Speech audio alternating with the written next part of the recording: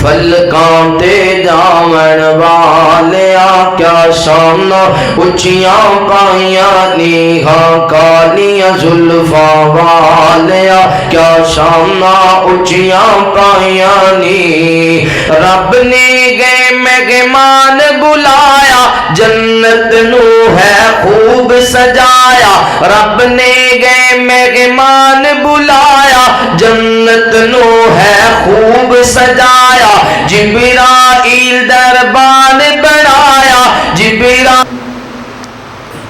الحمدللہ نحمده ونستعینه ونستغفره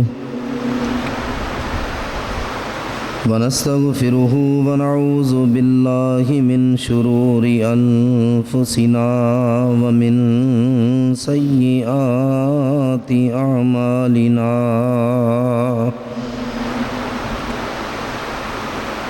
من يهده الله فلا مضل له ومن يضلله فلا هادي له ونشهد أن لا إله إلا الله وحده لا شريك له ونشهد أن محمدًا عبده ورسوله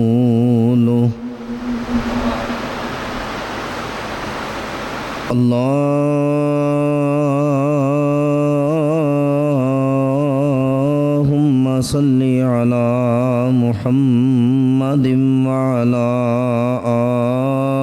آل محمد صلی اللہ علیہ وسلم كما صليت على إبراهيم وعلى آل إبراهيم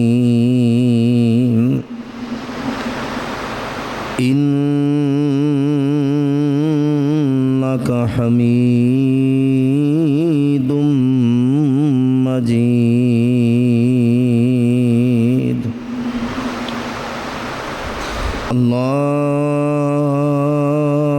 اللهم بارك على محمد وعلى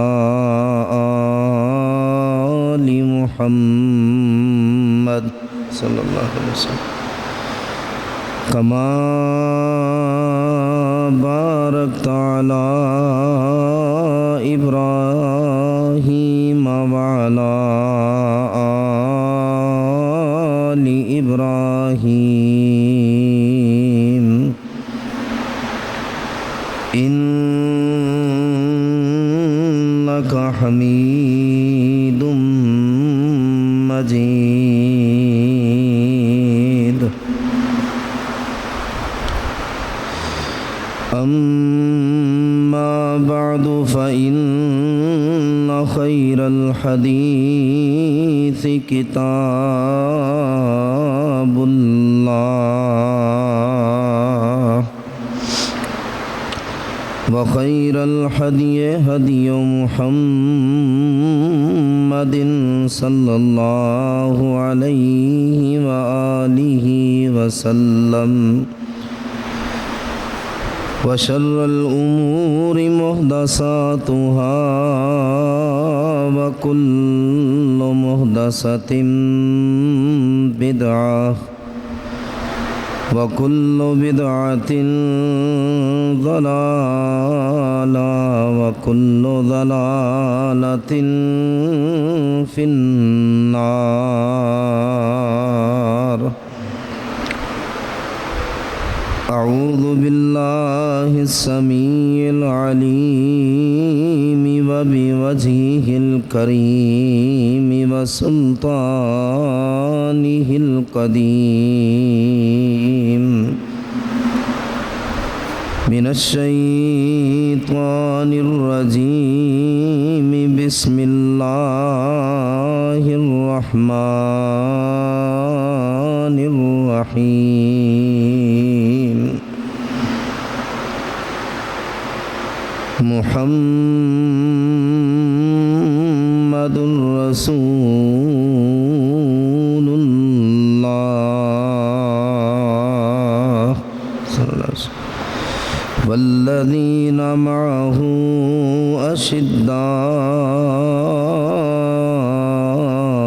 على الكفار رحماء بينهم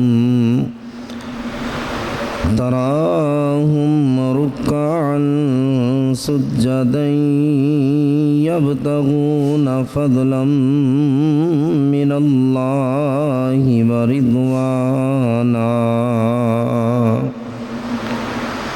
سيماهم في وجوههم من أثر السجود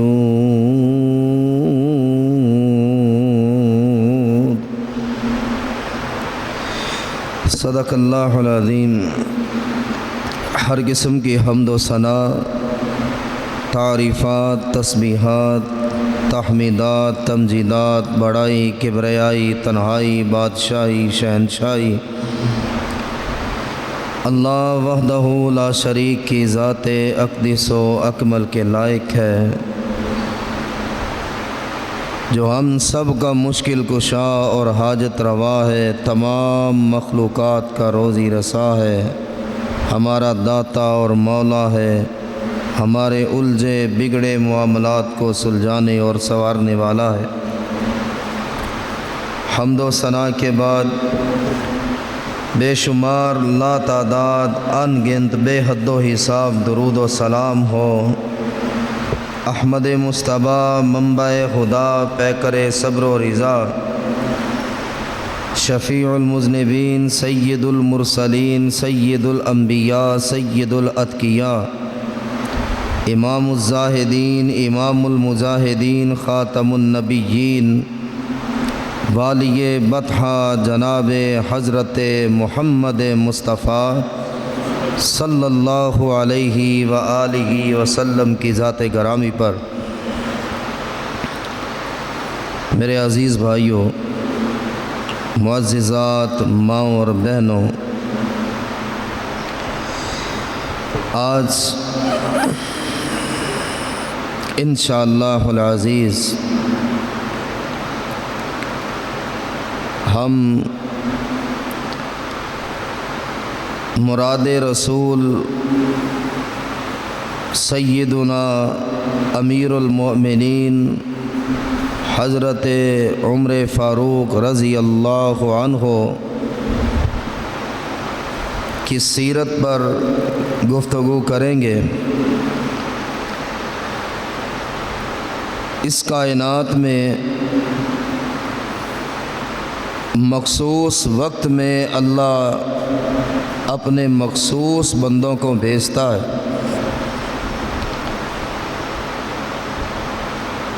جن کی شان، مقام، عزت، رفعت، بلندی، مرتبہ، عظمت اس کا کوئی اندازہ نہیں کر سکتا ہے۔ حضرت عمر فاروق رضی اللہ تعالی عنہ، ان کی کنیت ابو حفص تھی اور ان کا لقب فاروق تھا۔ ان کا نسب نامہ بھی رسول اللہ صلی اللہ علیہ وآلہ وسلم سے جا ملتا ہے۔ عمر بن خطاب بن نفیل بن عبد العزیٰ بن ریاح بن عبداللہ بن کرت بن رضا بن عدی بن کعب بن لوی پر حضرت عمر رضی اللہ عنہ کا سلسلہ نسب رسول اللہ صلی اللہ علیہ وآلہ وسلم سے ملتا ہے۔ یہ تاریخ دمشق میں لکھا۔ اور یہ وہ ہستی ہے، جب میں ان کی سیرت کا مطالعہ کر رہا تھا، فضائل الصحابہ امام احمد ابن حنبل رحمہ اللہ ان کی کتاب میں لکھا ہے کہ حضرت عمر رضی اللہ عنہ وہ شخصیت ہے، وہ انسان ہے کہ عبداللہ ابن عمر ابن عاص رضی اللہ عنہ فرماتے ہیں، غزوہ یرموک کے موقع پر میں نے اہل کتاب کی بعض کتابوں کو دیکھا، یہودیوں کی، عیسائیوں کی بعض کتابوں پر میری نظر پڑی اور میں حیران ہوا۔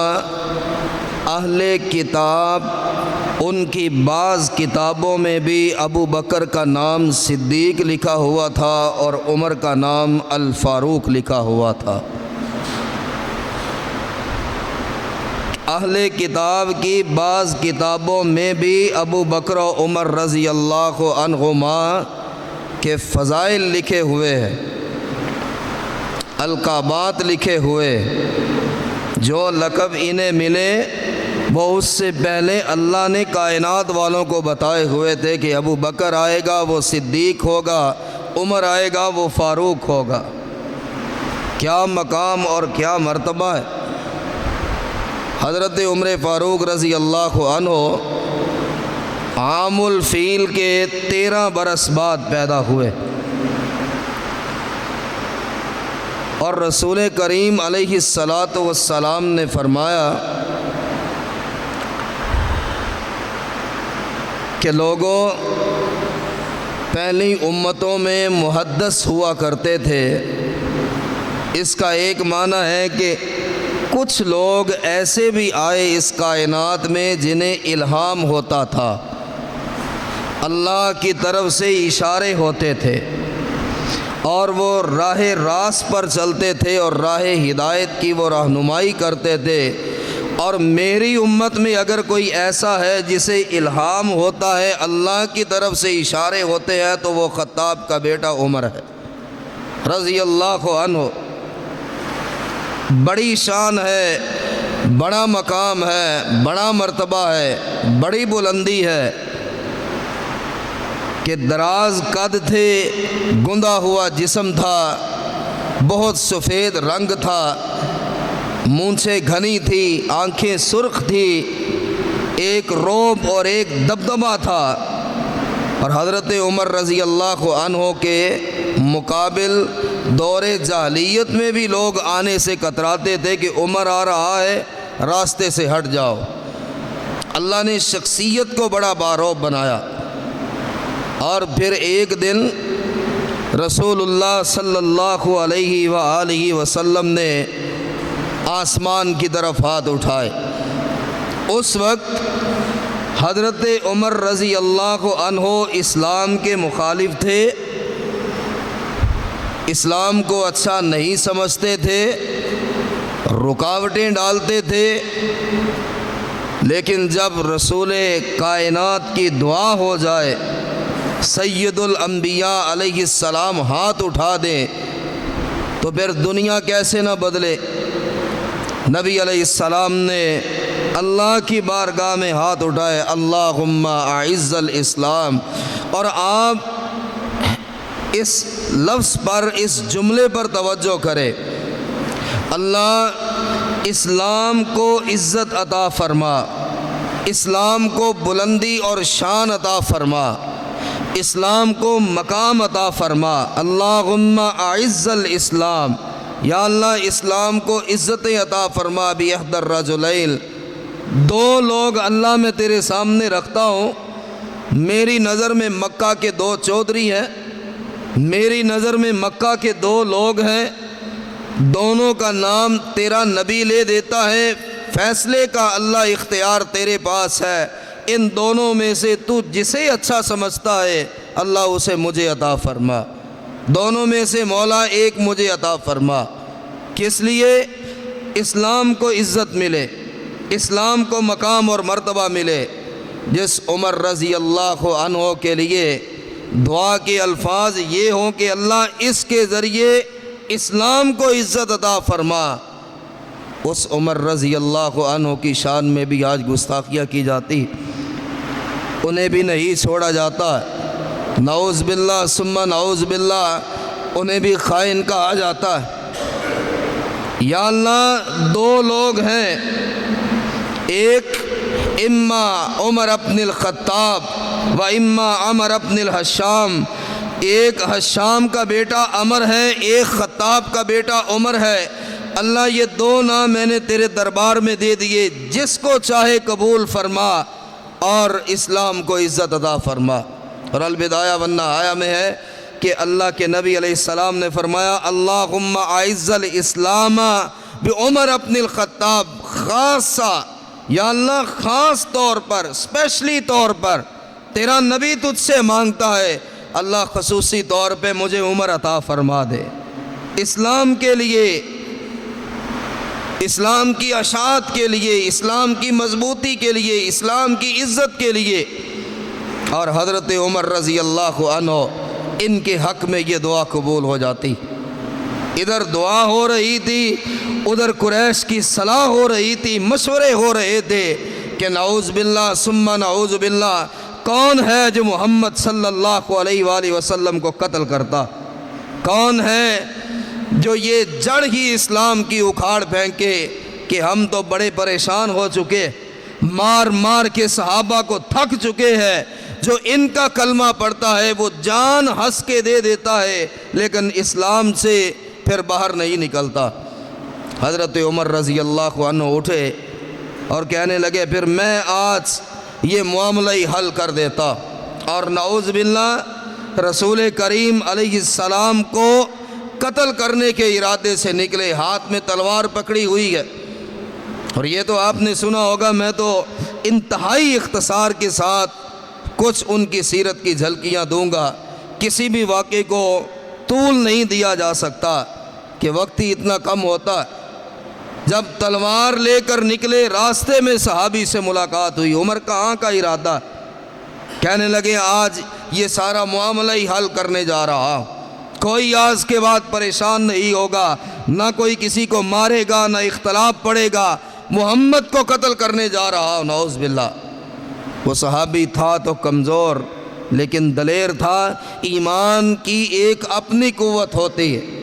عمر اللہ کے رسول کی طرف بعد میں جانا، اپنے گھر تو چکر لگاؤ، تمہاری بہن اور بہنوئی دائرہ اسلام میں داخل ہو چکے، کہا یہ ناممکن ہے، تصور سے بالا تر ہے، یہ کیسے ہو سکتا ہے؟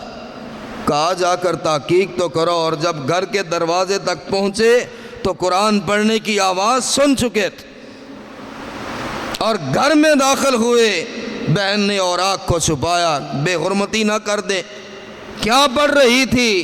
کہا پھر جہاں تک بات چھپانی تھی چھپ گئی، آج اعلان کرنے کا دن ہے، عمر سن لے تیری بہن نے محمد عربی صلی اللہ علیہ وآلہ وسلم کا کلمہ پڑھ لیا، دائرہ اسلام میں داخل ہو چکی۔ غصے میں آئے، مارا پیٹا، دھمکیاں دی، اور بہن ہے شیروں کی طرح سامنے کھڑی۔ اور جب غصہ ٹھنڈا ہوا تو پوچھا کہ مجھے ایک بات تو بتاؤ، کبھی تم میرے سامنے نہیں آئی، میں گھر میں داخل ہوتا تھا تم چھپ جاتی، جو بہن سانس بھی اونچا نہ لے وہ آج میرے سامنے دیوار کی طرح کھڑی ہے، یہ طاقت، یہ ہمت، یہ عزم تمہیں کہاں سے ملا؟ کہا یہ دولت ایمان کی دولت۔ حضرت عمر رضی اللہ عنہ فرماتے پھر مجھے بھی دکھاؤ کیا پڑھ رہی تھی، کس چیز کی تلاوت ہو رہی تھی؟ کہا عمر قرآن کو تم ہاتھ نہیں لگا سکتے، پاک ہو جاؤ، نہاؤ، لباس پہنو۔ اور ایک روایت میں ہے حضرت عمر رضی اللہ عنہ جب قرآن کے اوراق سامنے پڑھے تو سورہ طٰہٰ کی تلاوت کی، طٰہٰ ما انزلنا علیک القرآن لتشقیٰ الا تذکرۃ لمن یخشیٰ، کہ ہم نے یہ قرآن اس لیے تو آپ پر نہیں اتارا تھا کہ آپ مشقت میں پڑ جائیں، آپ تکلیف میں پڑ جائیں، آپ مصائب میں پڑ جائیں، آپ صعوبتوں اور تکلیفوں میں اترے، یہ تو نصیحت ہے جو اللہ سے ڈر جائے اس کے لیے، جس کے دل کو اللہ نرم کر دے، ہدایت کی طرف موڑ دے اس کی طرف۔ اور حضرت عمر رضی اللہ عنہ کا جسم لرز رہا۔ یہاں اللہ کے رسول علیہ السلام کی دعا کی تاثیر تھی۔ کہا کہ تلوار اٹھائی اور جا رہے ہیں کہ میں محمد صلی اللہ علیہ وسلم کو نعوذ باللہ آج میں قتل کر دیتا ہوں، اور چند لمحے گزرے ہیں، بہن سے منتیں کر رہے ہیں، جلدی کر مجھے بھی محمد عربی علیہ السلام کے پاس لے جاؤ، میں بھی ان کی غلامی میں آ جاؤ، میں بھی کلمہ پڑھوں، میں بھی دار اسلام میں داخل ہو جاؤ۔ اور دار ارقم کا دروازہ کھٹکھٹایا گیا، صحابہ نے دیکھا عمر بن خطاب کھڑا ہے، ڈر گئے۔ اللہ کے نبی عمر آیا ہے۔ عمر کا نام خوف کی علامت تھا، دہشت کی علامت تھا۔ رسول کریم علیہ السلام نے فرمایا او میرے صحابہ، ڈرنے کی گھبرانے کی ضرورت نہیں۔ عمر آیا نہیں، آج عمر کو بلوایا گیا، یہ اپنی مرضی سے نہیں آیا۔ جو رات کے اندھیروں میں آنسو بہاتے ہوئے جس کو اللہ سے مانگا تھا، اللہ نے اپنی نبی کی دعا کو قبول فرمایا، یہ مراد رسول بن کے آیا، یہ دعائے رسول کی قبولیت کی علامت بن کر آیا۔ اور جب دروازہ کھولا، اللہ کے رسول علیہ السلام نے کندھے پہ ہاتھ رکھا۔ نبی سے دلیر بھی کوئی نہیں تھا اس کائنات میں، سب سے دلیر شخصیت وہ حضرت محمد مصطفیٰ صلی اللہ علیہ وسلم۔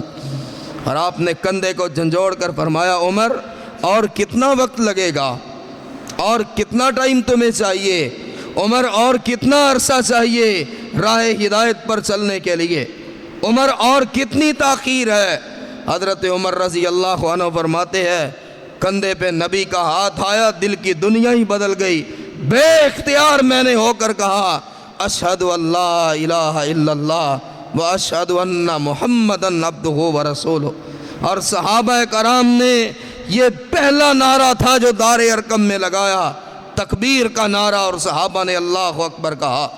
حضرت عمر رضی اللہ عنہ اسلام قبول کرتے ہیں۔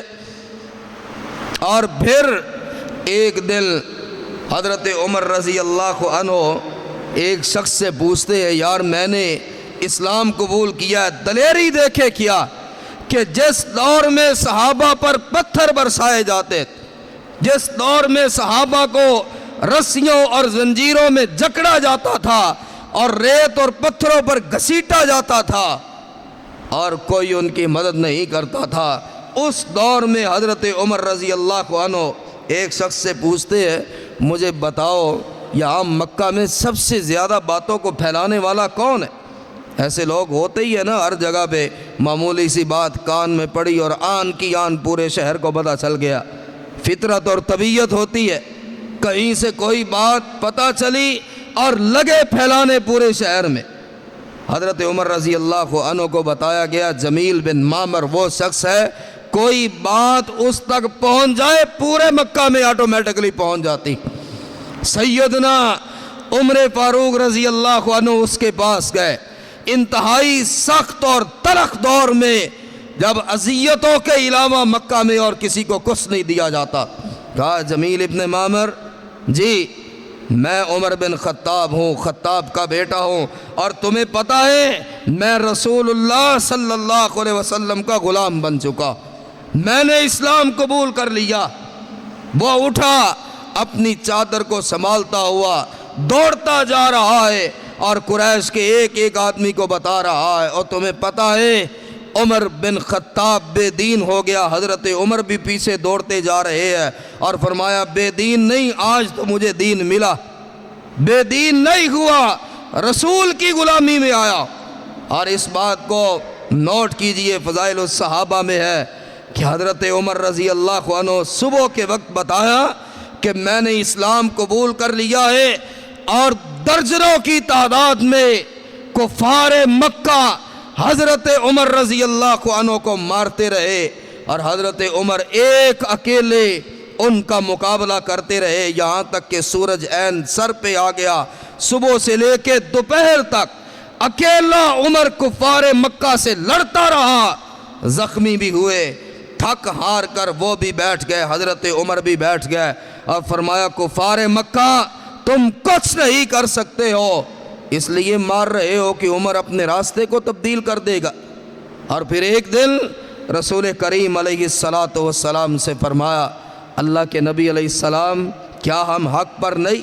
وہ دعائے رسول جب اللہ کے نبی نے فرمایا اللہم اعز الاسلام، یا اللہ اسلام کو عزت عطا فرما، پھر آخری سانس تک یہ دعا اپنا اثر دکھاتی رہی کہ ہاں جو قدم عمر نے اٹھایا اللہ نے اسلام کو عزت عطا فرمائی۔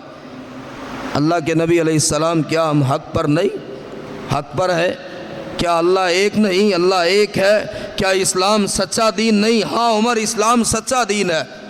یا رسول اللہ صلی اللہ علیہ وسلم پھر ڈر کر نماز کیوں پڑھے؟ چھپ کر نماز کیوں پڑھے؟ میرے ساتھ آئیں، عمر کی تلوار جو کبھی آپ کے لیے نکلی تھی آج آپ کے دفاع کے لیے اٹھے۔ آئیے بیت اللہ میں نماز پڑھتے، اور یہاں ان کا لقب فاروق پڑا تھا، حق اور باطل میں فرق کرنے والا، حق اور باطل کو الگ کرنے والا۔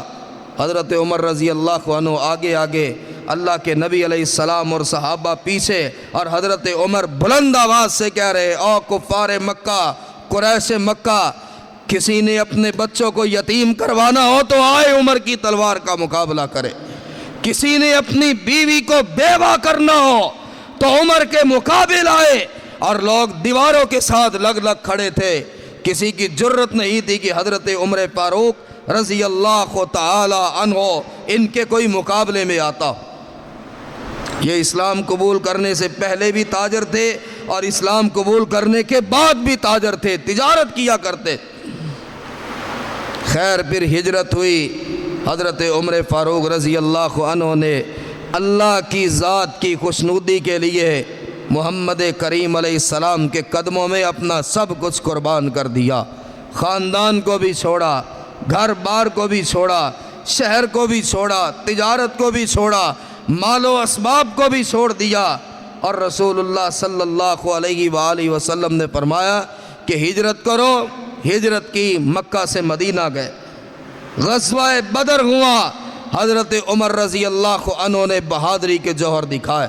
غزوہ احد ہے، خندق ہے، تبوک ہے، کسی جنگ میں حضرت عمر رضی اللہ عنہ اللہ کے نبی علیہ السلام سے پیچھے نہ رہے، ہر معاملے میں ساتھ دیا۔ بلکہ ایک بار رسول اللہ صلی اللہ علیہ وآلہ وسلم نے فرمایا کہ لوگوں میں نے آج خواب دیکھا، اور تمہیں پتہ ہے کہ خواب کیا ہے؟ کہ میں پانی کے ڈول کھینچ رہا ہوں، اور کھینچتے کھینچتے ابو بکر آئے، اس نے ڈول مجھ سے پکڑ لیا، 2-3 ڈول یا اس کے قریب حضرت ابو بکر صدیق نے کھینچے، اور اس کے بعد میرا عمر آیا، اور عمر نے جب ڈول کو ہاتھ لگایا تو ڈول کا سائز بہت زیادہ بڑھ جاتا، اور اتنے ڈول کھینچے کہ زمین کو بھی سیراب کر دیا، اور ہر اونٹ نے پانی پی لیا۔ حضور اس کی تعبیر کیا ہے؟ اس کا مطلب کیا ہے؟ کہ عمر پر ایک دور آئے گا کہ مدینہ میں ہی، صرف مکہ مدینہ میں اسلام کا نام نہیں ہوگا، دنیا کے کونے کونے تک اسلام کا نام جائے گا، اور عمر پھر 24 لاکھ مربع میل تک اسلام کا نام پہنچاتے اور حکمران بنتے۔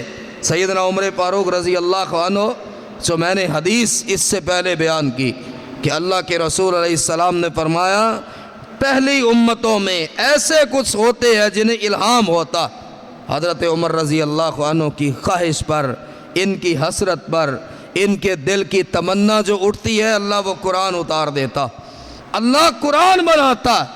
ایسا انسان کہ خواہش دل سے نکلے زباں تک آئے اور اس کو پورا اللہ قرآن بنا کر کرتا ہے، اس عمر رضی اللہ عنہ کو گالی دی جاتی، اس عمر رضی اللہ عنہ پر نعوذ باللہ الزامات لگائے جاتے، اس عمر کو امیر المومنین کا خطاب دینے سے لوگ کتراتے اور ڈرتے اور لرزتے، ان کا حق مارنے کی کوشش کہ جو زبان پہ لفظ لے آئے تو اللہ قرآن اتار دیتا، وہ اللہ کے اتنا قریب اور اللہ ان سے اتنی محبت کرتے کہ ایک بار رسول اللہ صلی اللہ علیہ وسلم سے فرمایا حضور جب میں طواف کرتا ہوں مقام ابراہیم پہ نظر پڑتی ہے، کیا ہی اچھا ہو کہ مقام ابراہیم پر بھی ہم 2 رکعت پڑھ لیا کرے؟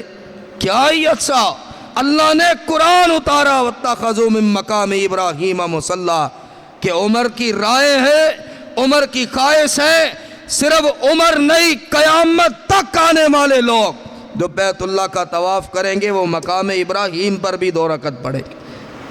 پردے کی خواہش حضرت عمر کے دل میں آئی۔ اللہ کے نبی علیہ السلام آپ کے پاس ہر طرح کے لوگ آتے، اچھے بھی برے بھی، نگاہ کا اچھا بھی برا بھی، مسلمان بھی منافق بھی مشرک بھی کافر بھی۔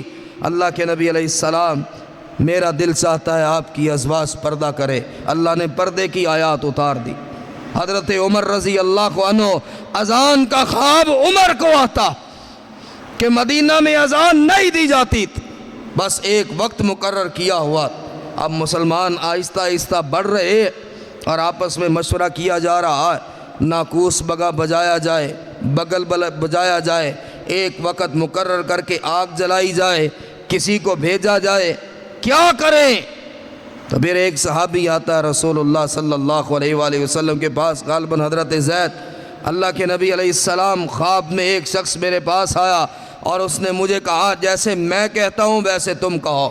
پوری اذان اس نے پڑھی اور میں بھی اس کے پیچھے پڑھتا گیا اور تائید حضرت عمر نے کر دی۔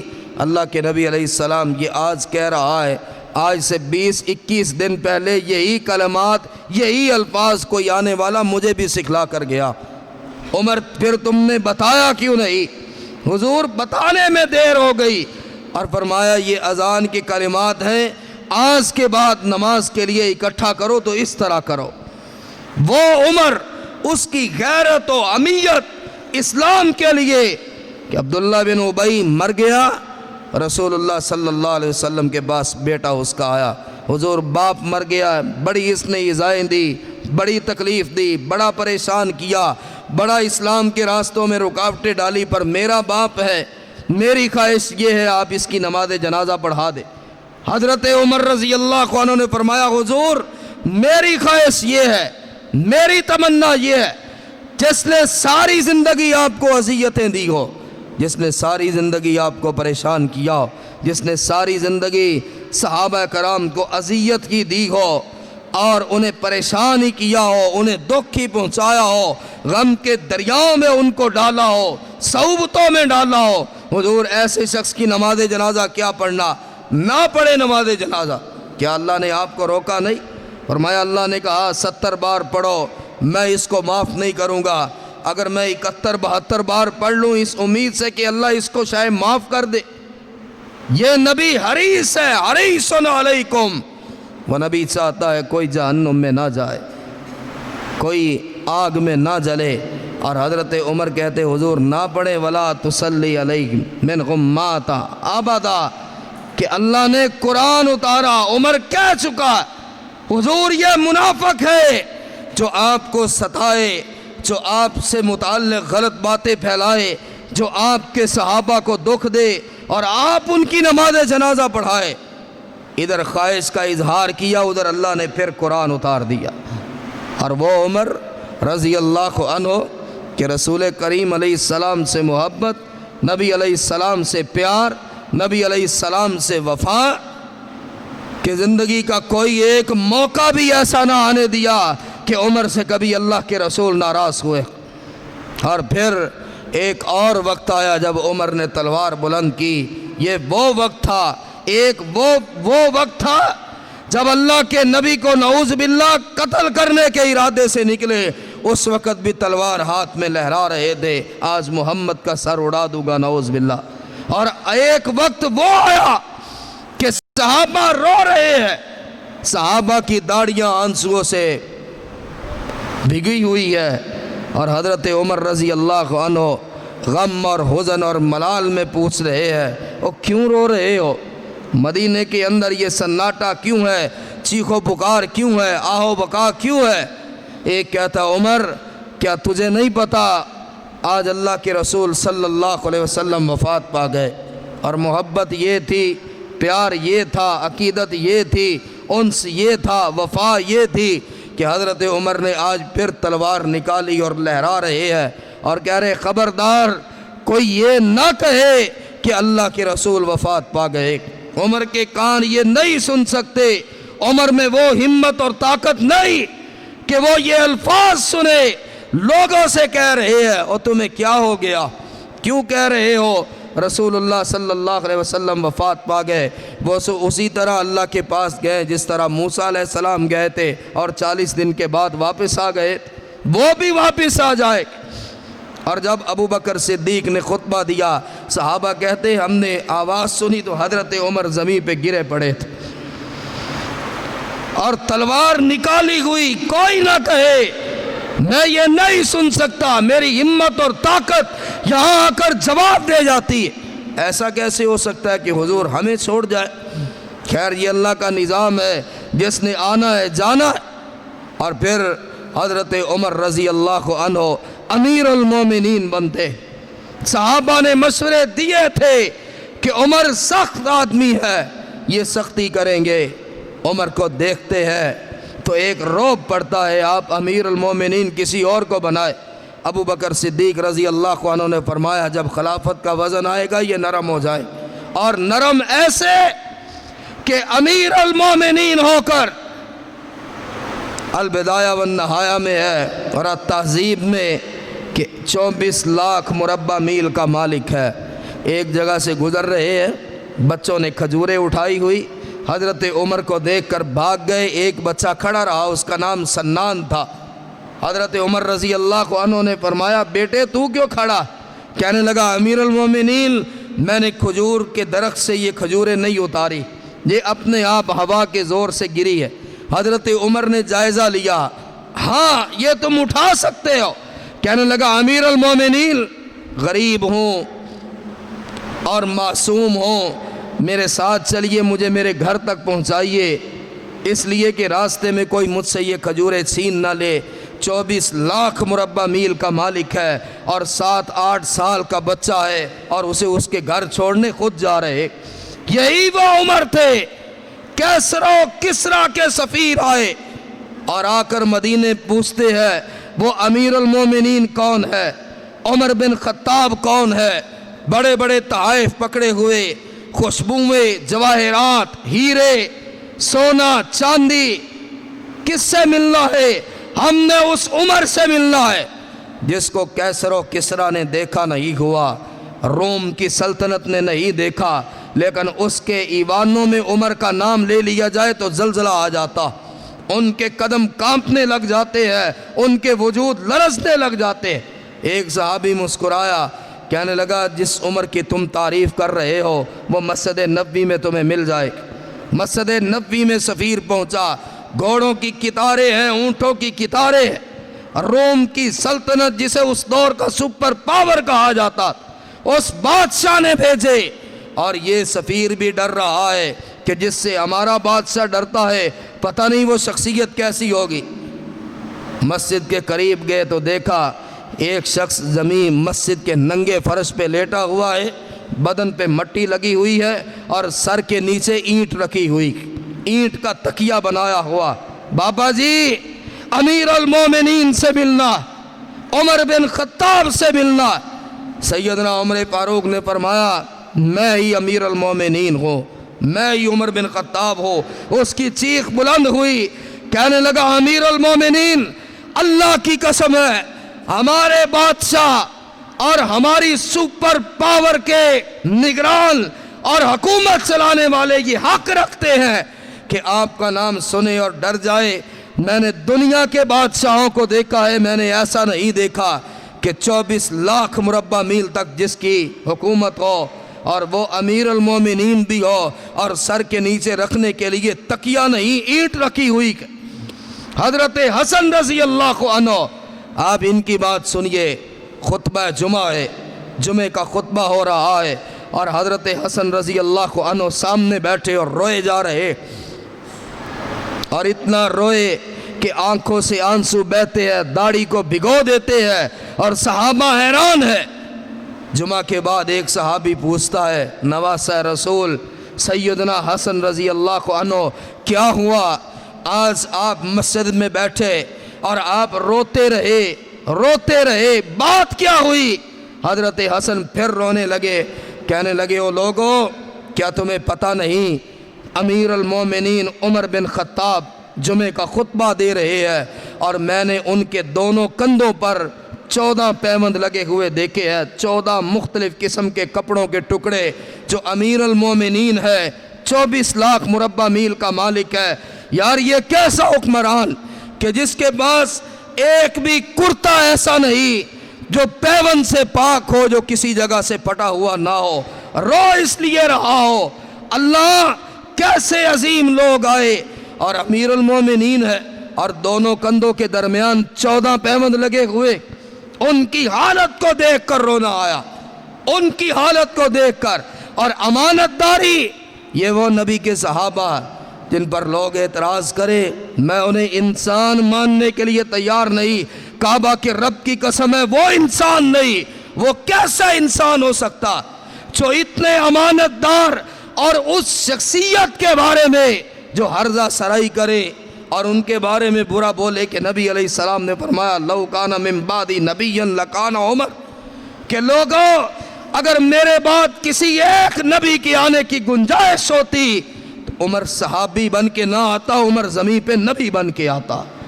اس کا مقام یہ ہے، اس کا مرتبہ یہ ہے کہ بیت المقدس کی چابیاں لینے کے لیے پہنچے، شام پہنچے، شام کے عیسائیوں اور پادریوں نے کہا بھائی ہم تمہیں چابیاں نہیں دیں گے، جنگ کرنے کی ضرورت بھی نہیں، لڑنے کی ضرورت بھی نہیں، ہاں تمہارا امیر المومنین آ جائے، ہم بغیر جنگ کے، بغیر لڑائی کے، بغیر تلوار چلے یہ شام ملک آپ کے حوالے کرتے ہیں، بیت المقدس بھی آپ کے حوالے کرتے۔ صحابہ خوش ہوئے، یہ تو اچھی بات ہے، نہ خون بہانا پڑے، نہ لڑنا پڑے۔ امیر المومنین تک خبر پہنچی، ابو عبیدہ کو ساتھ لیا، ابو عبیدہ آؤ چلتے، اگر ان کی یہ خواہش ہے کہ چابیاں میرے ہاتھ میں دیں گے بیت المقدس کی تو میں چلتا۔ اور چلتے چلتے ایک جگہ پہ دریائی گزرگاہ تھی، دلدل سی بنی ہوئی، کیچڑ ہی کیچڑ تھا۔ حضرت عمر رضی اللہ عنہ نے اپنے جوتے اتارے اور اپنی بغل میں ڈال لیے اور اس دلدل سے گزرے، اس کیچڑ سے گزرے پنڈلیوں تک، تہمت بھی اور پنڈلیاں بھی کیچڑ سے بھری ہوئی۔ حضرت ابو عبیدہ جب شام کی سرحد قریب آئی، کہا امیر المومنین یہ اہل کتاب، بڑے بڑے پادری، ان کے بڑے بڑے امراء لائنیں بنا کر چھتوں پر کھڑے آپ کا انتظار کر رہے ہوں گے کہ ہم نے امیر المومنین کو دیکھنا، ہم نے عمر بن خطاب کو دیکھنا ہے۔ لباس تبدیل کر لیجئے، جوتا تبدیل کر لیجئے، کسی اعلیٰ سواری کا میں انتظام کرتا ہوں، کسی اعلیٰ سواری پر بیٹھیے، اس خچر کو چھوڑ دیجئے۔ حضرت عمر رضی اللہ عنہ نے فرمایا ابو عبیدہ اگر تیری جگہ کوئی اور ہوتا اللہ کی قسم ہے میں اس کو کوڑے مارتا۔ تو کیا سمجھتا کہ نئے اچھا لباس پہننے میں عزت ہے، اچھا جوتا پہننے میں عزت ہے، اچھی سواری لینے میں عزت ہے؟ اعزنا اللہ بالاسلام، اللہ نے ہمیں عزت اسلام کی وجہ سے عطا فرمائی، یہ اسلام کی وجہ سے عزت عطا فرمائی۔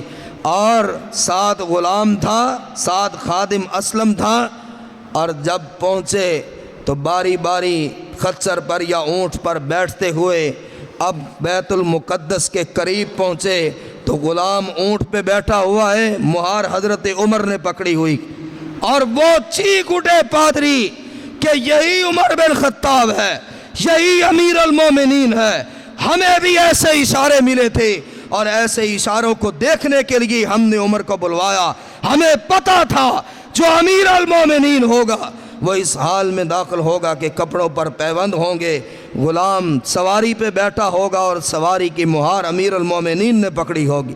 وہ عمر بن خطاب جو آدھی رات تک لوگوں کا پہرا دیتے تھے، لوگوں کے گھروں کی ضروریات کو پورا کرتے تھے، اور باقی کی آدھی رات اللہ کے حضور مصلی بچھا کر سر سجدے میں رکھ کر گزار دیتے تھے۔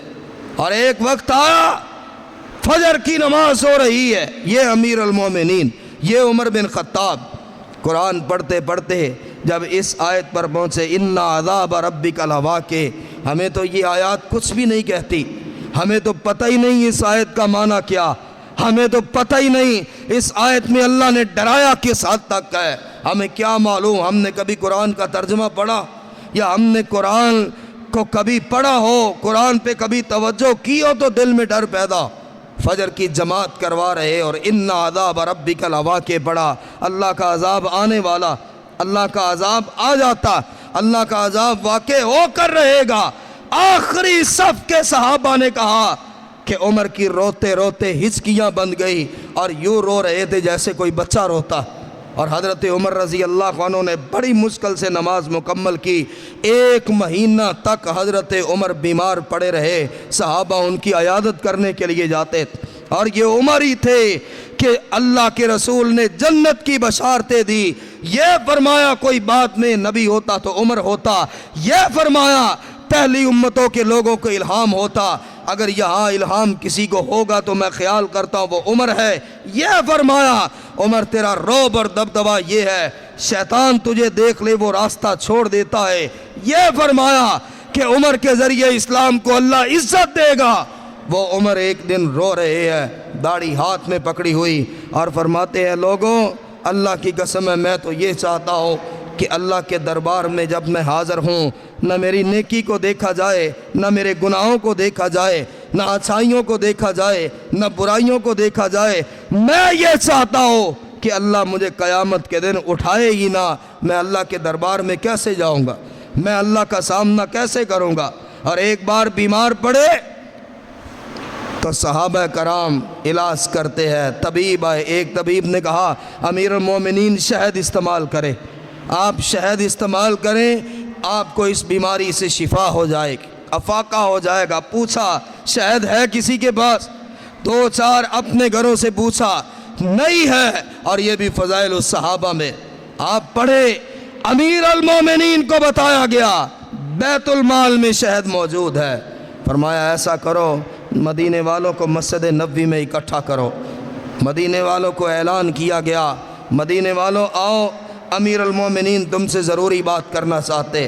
لوگ جوک در جوک آتے گئے اور مسجد نبوی بھر گئی۔ پتہ تھا عمر اتنے دنوں سے بیمار ہے، اللہ خیر کرے، کون سی ایسی ضروری بات، کون سا ایسا ضروری کام ہے؟ حضرت عمر رضی اللہ عنہ سہارا لے کر اٹھے، مسجد نبوی میں آئے، ممبر پر بیٹھے، اللہ کی حمد و ثنا بیان کی، اور فرمایا لوگو تم جانتے ہو جب سے میں امیر المومنین بنا میں نے اپنے آپ کو لوگوں کے لیے وقف کر دیا، دن بھی تمہاری خدمت کے لیے، دن بھی تمہاری نوکریوں کے لیے، دن بھی تمہارے لیے، تمہاری ضرورتیں پوری کرنے کے لیے، رات کا ایک حصہ بھی جاگتا رہتا ہوں، گلیوں بازاروں میں چکر لگاتا ہوں، کوئی پریشان تو نہیں، کوئی مصیبت میں تو نہیں۔ آج بیمار پڑ گیا ہوں، پتہ چلا ہے بیت المال میں شہد پڑا ہے، طبیب مجھے شہد استعمال کرنے کا کہتے ہیں، کیا تم مدینے والے مجھے اس بات کی اجازت دیتے ہو کہ چند قطرے شہد استعمال کرو؟ لوگوں کی چیخیں بلند ہوئی اور رونے لگے اور کہنے لگے امیر المومنین اتنی سی بات کے لیے مدینہ والوں کو اکٹھا کیا، اتنی سی بات کی اجازت کس بات کی؟ اتنی سی بات بغیر اجازت کے بھی آپ کر سکتے تھے۔ حضرت عمر بھی رونے لگے، فرمایا نہیں، ایک قطرہ بھی تمہاری اجازت کے بغیر استعمال کروں، اللہ قیامت کے دن پوچھ لے تو عمر جواب کیا دے گا؟ لوگ روتے رہے، داڑے مارتے رہے، آنسو گراتے رہے، اور امیر المومنین کو کہتے امیر المومنین ہماری جانیں بھی آپ پر قربان ہے، آپ تو شہد کے چند قطروں کی اجازت لیتے۔ جن کے دلوں میں آخرت کا ڈر تھا، جن کے دلوں میں اللہ کا خوف تھا، اور ابو موسیٰ اشعری رضی اللہ عنہ فرماتے ہیں مجھے امیر المومنین کی شہادت کا پتہ چل چکا تھا، میں نے خواب میں دیکھا بہت سارے راستے ہیں، چلتے چلتے وہ سارے راستے غائب ہو جاتے ہیں، ایک سیدھا راستہ بچتا ہے، میں اس پر چلتا رہا، آگے چل کے میں نے بڑی بلند جگہ دیکھی، اس پہ اللہ کے رسول صلی اللہ علیہ وسلم کھڑے تھے، دائیں جانب ابو بکر کھڑے تھے، اور اللہ کے رسول اشارے سے عمر کو اپنی طرف بلا رہے تھے۔ میں نے خواب کے اندر کہا انا للہ و انا الیہ راجعون، اس کا مطلب ہے کہ عمر اب زیادہ دیر ہم میں نہیں رہے گا۔ اللہ کے نبی اشارہ کر رہے ہیں، بلا رہے ہیں۔ حضرت عمر نے فرمایا میں نے خواب میں دیکھا ایک سرخ چونچ والا کوا 2-3 بار اس نے میرے سر میں ٹھونگے ماری ہے اور مجھے یقین ہے شہادت کا۔ خیر بات طویل نہ ہو جائے، خنجر لگے ابو لولو فیروز نے نماز فجر کی تلاوت کے دوران حضرت عمر کے ناف کے نیچے خنجر مارے، آپ گر پڑے۔ اور اب یہ عالم یہ تھا کہ جو وفات کا، جو آپ کی شہادت کا دن تھا، جو اللہ سے ملاقات کا دن تھا، وہ امیر المومنین کس منہ سے لوگ اور کیسے حوصلہ کر لیتے ہیں، وہ سینے ان کو قیامت کے دن جہنم کی آگ میں جھلسے گئے جن میں عمر کا بغض بھرا ہوا ہے کہ اپنی وفات سے پہلے خنجر لگے ہوئے زخمی ہے، کمزوری پہ کمزوری بڑھ رہی ہے۔ اور اپنے بیٹے عبداللہ سے کہا، عبداللہ میرے بیٹے جلدی کرو، جاؤ، اللہ کے رسول علیہ السلام کا مدفن جس جگہ ہے جہاں اللہ کے نبی کی قبر مبارک ہے، دائیں طرف ابو بکر صدیق کی قبر ہے، بائیں جانب جگہ خالی پڑی ہے، عبداللہ جاؤ، ماں عائشہ کو میرا سلام کہو اور ماں سے اجازت لو کہ عمر اجازت مانگتا ہے یہاں مجھے دفن ہونے کی جگہ مل جائے۔ عبداللہ ابن عمر رضی اللہ عنہ گئے، ماں عائشہ سے کہا، ماں جی عمر بن خطاب میرا باپ آپ کو سلام کہتا ہے، یہ جگہ مانگتا ہے اللہ کے نبی کی بائیں جانب۔ ماں عائشہ خاموش رہی اور فرمایا، عبداللہ جاؤ، جا کر اپنے باپ سے کہہ دو کہ جگہ میں نے اپنے لیے رکھی تھی، جس صحابی نے آج تک پوچھا میں نے انکار کر دیا، لیکن عمر کے اتنے احسان ہے، عمر کی اتنی خدمت ہے، عمر کی اتنی وفائیں ہیں، جا کر کہہ دو کہ اپنے لیے جگہ رکھی تھی، عائشہ وہ جگہ تمہیں دیتی ہے۔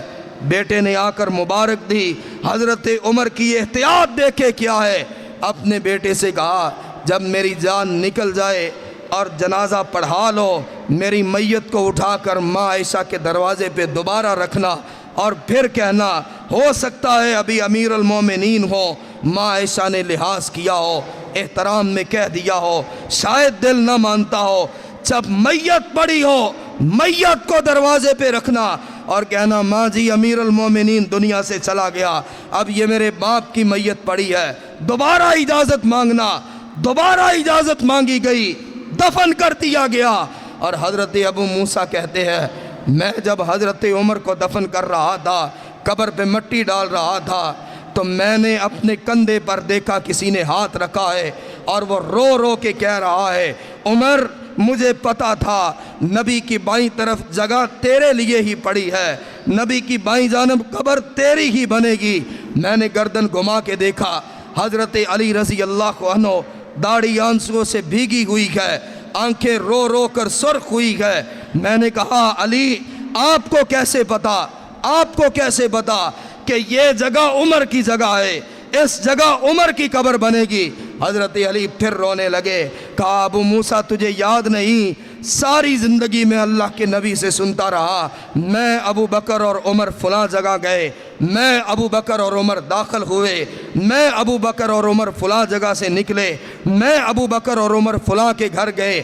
کیا ابو موسیٰ تجھے پتہ نہیں، اللہ کے نبی نے پوری زندگی اپنے نام کے ساتھ ہمیشہ ابو بکر و عمر کا نام لیا، اور تب سے مجھے یقین تھا جو نبی اپنی پوری زندگی میں اپنے نام کے ساتھ ابو بکر اور عمر کا نام لے، نبی کی وفات کے بعد ابو بکر نے وفات پائی تو نبی کے ساتھ جگہ ملی، اور مجھے پتا تھا عمر بھی وفات پائے گا تو نبی کے ساتھ ہی جگہ ملے گی۔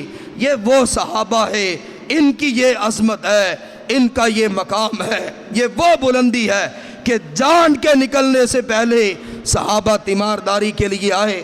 حضرت عمر کا سر ان کے بیٹے عبداللہ کی گود میں تھا۔ حضرت عمر نے فرمایا، امام احمد ابن حنبل نے فضائل الصحابہ میں لکھا، حضرت عمر آخری سانسوں کے وقت بیٹے عبداللہ سے کہتے ہیں، عبداللہ اپنی گود سے میرا سر نکال کے زمین پہ رکھ دو، میرے رخساروں کو زمین پہ رکھ دو۔ ابا جان کیا میری گود کافی نہیں ہے، میں بھی تو زمین پہ بیٹھا ہوں۔ فرمایا، نہیں عبداللہ، اپنے باپ کے چہرے کو زمین پہ رکھ دو، شاید اللہ کو عمر کی یہ حالت دیکھ کر عمر پہ رحم آ جائے اور وہ عمر کو معاف کر دے۔ ہماری کیا نیکیاں، ہم نے کون سے احسانات کیے، ہم نے کون سی بڑی بڑی کمائیاں کی جو اتنے مطمئن چلتے ہیں، نماز پڑھی تو پڑھی، نہ پڑھی تو نہ پڑھی، قرآن پڑھے کئی سال گزر جائیں، اللہ کے راستے میں خرچ کیے سال ہا سال گزر جائے، اور میرے بھائیوں یہ وہ جنہیں جنت کی بشارتیں ملے اور جو آخری سانس پر بھی یہ کہے کہ اے اللہ میں تو یہ پسند کرتا ہوں کہ مجھے اٹھایا ہی نہ جائے، تیرے سامنے آؤں گا تو حساب کیسے دوں گا۔ ہمیں بھی اپنی آخرت کو سامنے رکھنا چاہیے، نیکی کو ترجیح دینی چاہیے کہ پتہ نہیں کب جان نکلتی ہے اور اللہ کے سامنے پھر پیشی ہوگی۔ اور ہمیشہ صحابہ کرام کا احترام اور عزت جس دل میں ہوگا وہ دل پاک ہے، اور پاک دلوں کو ہی اللہ جنت کا داخلہ عطا فرمائیں گے۔ اللہ مجھے اور آپ کو عمل کی توفیق عطا فرمائے۔ وآخر دعوانا الحمدللہ رب العالمین۔